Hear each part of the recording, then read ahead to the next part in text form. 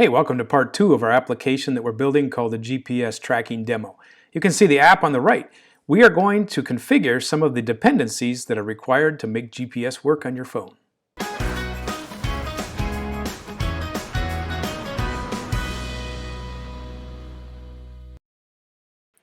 All right, before we continue on any programming, there's some important facts that we should look at regarding the API that we're about to use. So there are 3 sources of data that your phone can get its location from. The most obvious one is the GPS satellite location. That's the one that, of course, works from space. Cell tower locations are also accurate. If you have a triangulation system, they can use trigonometry to figure out how far away you are from each tower.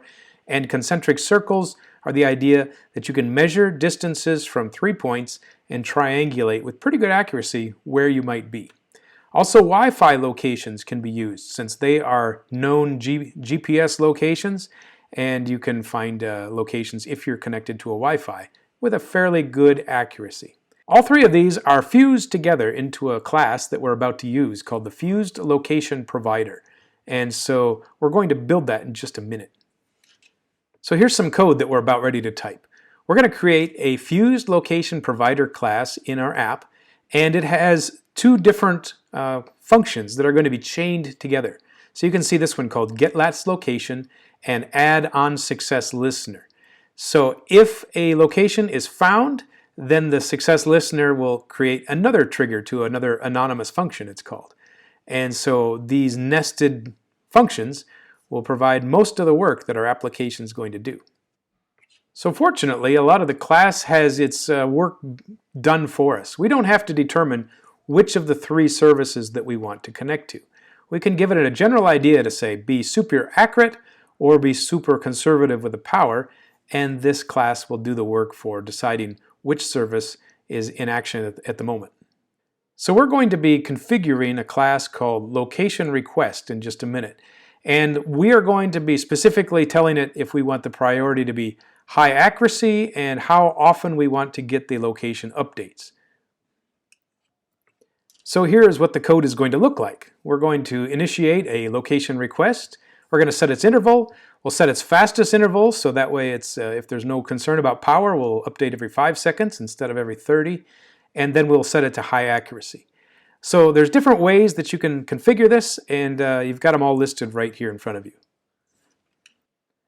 Also, in just a moment, we're going to have to install the Google Play services. So this will be a dependency in our Gradle dependency list. So what is Google Play Services? It's far more than just the Google Play Store or games. As a matter of fact, it's Google's attempt to regain control of an open source operating system. So even though technically anyone in the world can use Android freely, only the official Google Play services that are installed give you the functions that most phones really require. For example, you want your app to work with Google Sign-In, to work with locations, to work with maps, to play games, to work with the instant messaging systems. There's a lot of services that are built into Google Play, such as showing ads and doing some security work. If you don't have Google Play services on here, you really don't have a full functioning Android operating system. And so it's not available in China due to trade restrictions and the whole business of relationships with governments. And so if you are building an app that is for the Chinese market, then you probably don't want to rely on Google Play services. Really, the only company that this affects is Huawei. And so if you want to work with Huawei, they have an alternative Google Play services, and you can see it here at the link below. So now I need to go find the dependencies that are going to make this GPS service work. So I just Googled this. It says Android Location Services and Gradle, which is the dependency manager, and we'll pick the first link. So about halfway through the list, I find Google Location and Activity Recognition. So I want to copy this link here. It looks like version 17 is the current, and we're going to put this into our dependency manager. So I copy this link and switch back into Android Studio. So the place that I need to put these dependencies is in this section called Gradle Scripts. Let's open the first one and see what it says. So this is some dependencies, and the note says, don't place anything here.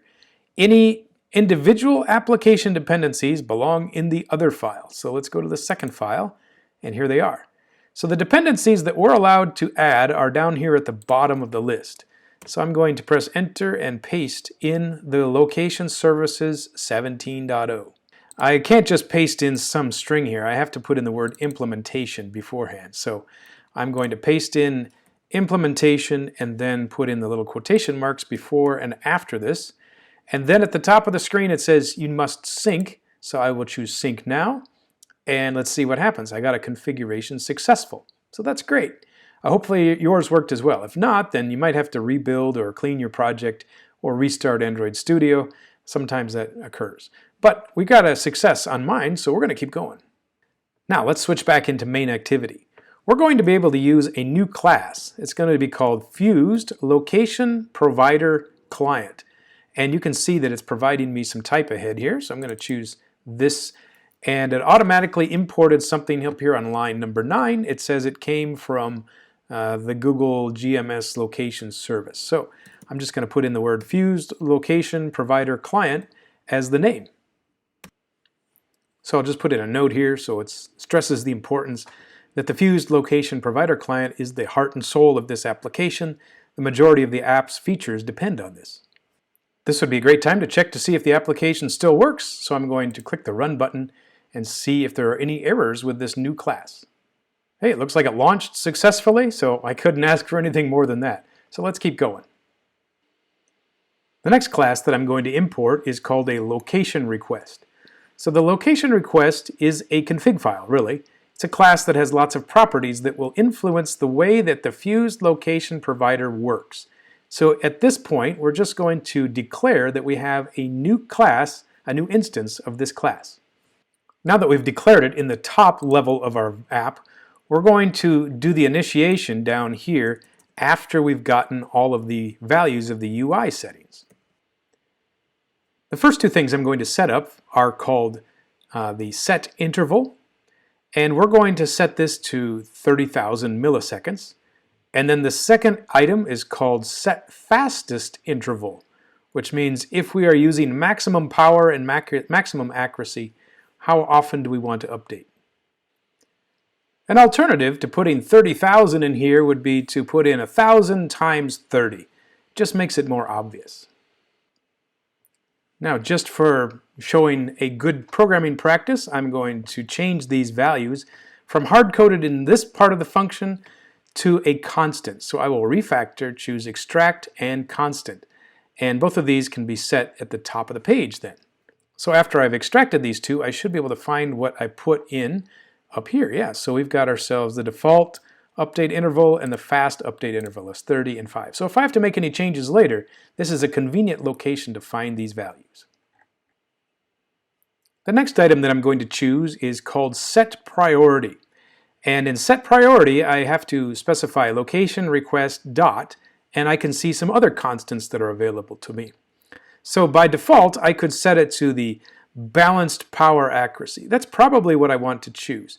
High accuracy and low power and no power are other choices that we can use here. So far we've seen several things in this video. We've imported the location request service, and we've done some configuration here. So in the next video, we're going to configure these buttons here that say location service updates and the GPS and Wi-Fi options. And so that'll be coming up in the next video.